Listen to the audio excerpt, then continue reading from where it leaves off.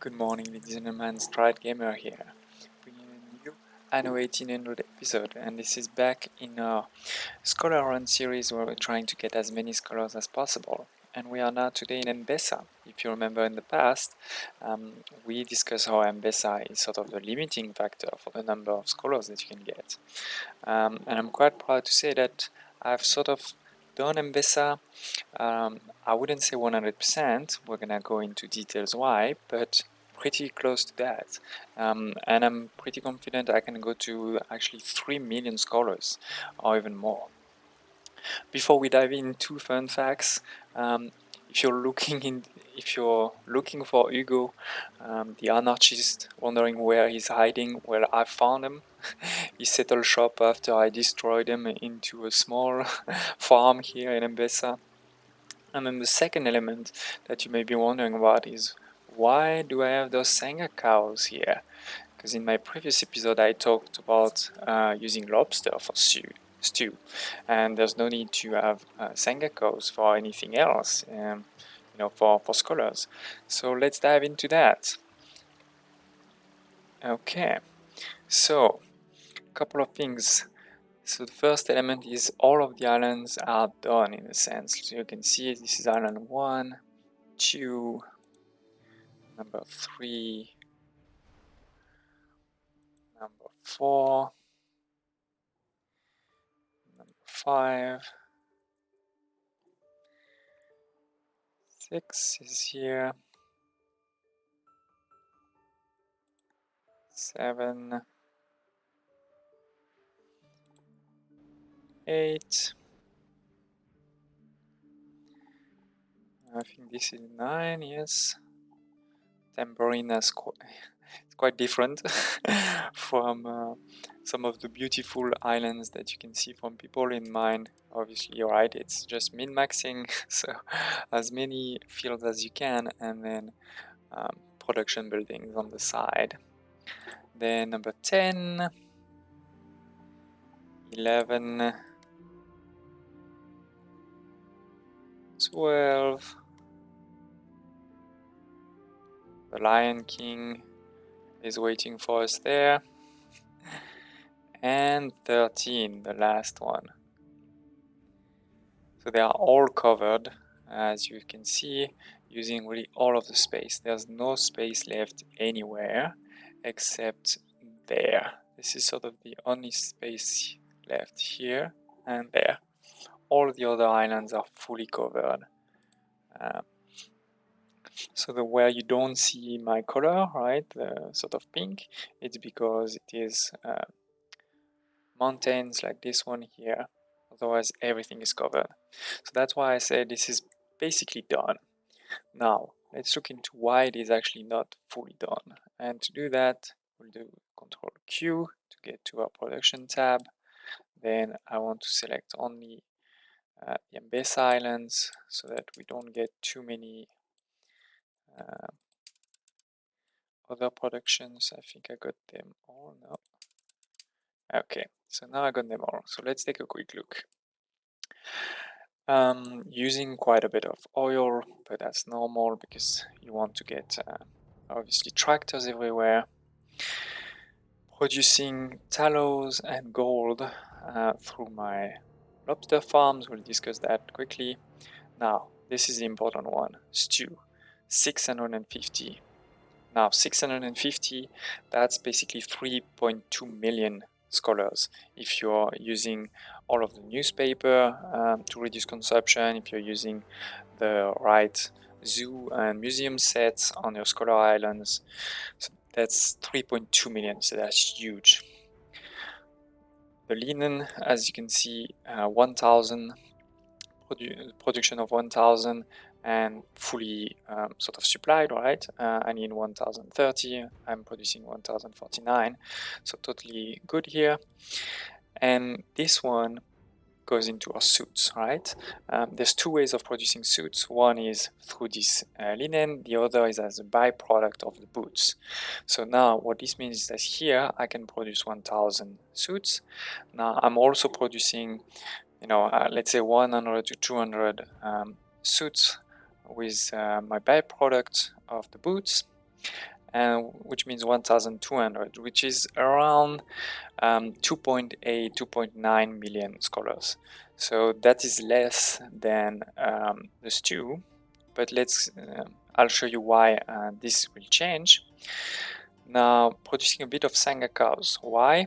Well, if you look at my lobsters, I'm only producing 560 lobsters when I need 650 for the stew. So there are actually some of the stew makers that are using Sanga cows instead. I'll show you that in a second. And then this is where it's not actually optimized. So you can see I'm producing almost 800 of spice flour, but only using 650 for my stew, right? So I have almost 150 surplus of spice flour. And of course, that's also linked to a if I destroy the spice flowers, sorry, then I won't need the teff and spices that go with them. So I'll basically be able to get 150, destroy 150 production here, 150, 150, and use all of this to make more linen. And I'm pretty sure that that will mean at least a sort of 200, which will means I can reach the 3 million scholars from the stew and the suits, no problem. And actually also what's quite nice is this 150 is sort of one island, this one I think, or 140. So if I delete completely this island here, I'll be able to quickly transform completely this island, number 13, so that's this one. Basically, to get to my fully optimized Enbesa, I think I just need to destroy completely this island and transform into a linen island. Now, one element you may have seen also when I was going through the islands is there are zero population. If we look into my population balance for the whole of Enbesa, it is zero. I have literally zero population for all this production. Obviously, thanks to items like these ones, Ferras, the lovely man grinding machines, workforce need -50, and the printing press -40%. And similarly for the farms, of course, also the tractors give -50%, so that helps a lot. Now, I told you about the cows. So I'm producing cows in a few islands because I reached the maximum that I could on the lobsters. And when I say the maximum that I could is, I have all of the coastal used. I'm putting all of these items here in the Harbor Master office, and I'm even putting items in trade unions next to it that will also improve them. So if we look at one of them, they're getting tons of items to really get to as much as you can, but still it wasn't enough to reach these 3 million scholars on stew. So I had to add a few cows, and I'm producing the cows. I think it was on this one and this one. Here you can see all the cows with some of these items here, like the lively stock farmer reduces the workforce by 60%. That's huge. And the other reason I did it is because basically that space here was useless to me. I have used all of my irrigation capacity on this island, and I still had all of this space, so it was sort of a win-win.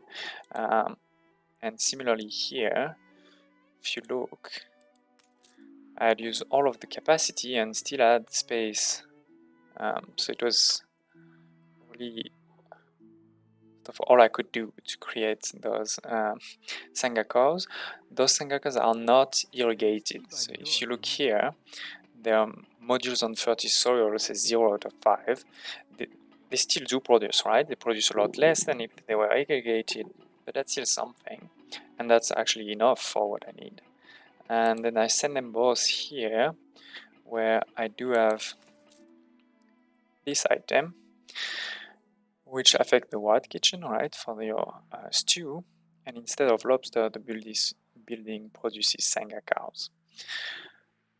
So here it is for why the Senga cars and also all of the other. Now, just a quick other few things I wanted to show you.